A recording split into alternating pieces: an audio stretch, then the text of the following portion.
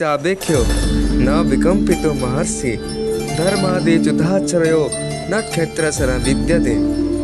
हे भारत, कर्तव्य पालन के मार्ग पर भी तो मृत्यु भी कल्याणकारी हो जाता है।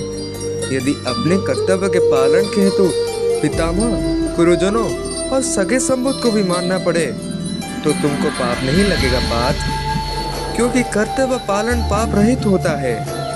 इसीलिए हे भारत, अपने मन में कोई बोझ ना लो, अपना कर्म मुझे अर्पण कर दो और इस धर्म को लड़ो। सक्ता कर्माण्य बिंदासो यथा कुर्वन्ति भारत कुर्यात् बिंदास्ततः सक्ता चिकीर्षु लोक संग्रहम। हे पार्थ, कर्म तो अज्ञानी भी करते हैं पर अपने निहित स्वार्थ की दृष्टि से, पर ज्ञानी का कर्म निस्वार्थ होता है, लोक कल्याण के लिए होता है।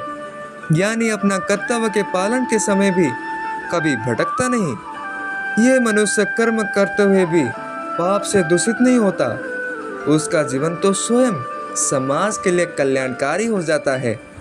हे निष्पाप अर्जुन, ऐसे ही व्यक्ति का जीवन यज्ञ है।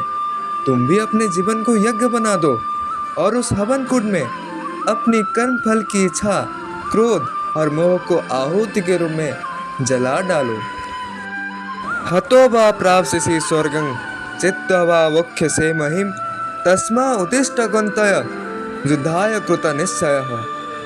हे पार्थ, विजय और पराजय की, जीवन और मृत्यु की, सुख और दुख के प्रश्नों और द्वंद से ना फंसो पार्थ। हे धनंजय, यदि इस युद्ध को तुम विजय प्राप्त करोगे तो पृथ्वी की राज भोग्य करोगे, और यदि वीर गति को प्राप्त हुए तो तुम यश के साथ स्वर्ग भी पाओगे।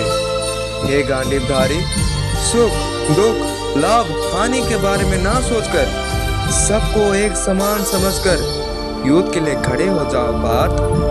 अपना गांडीव उठाकर इस धर्म युद्ध को लड़ो।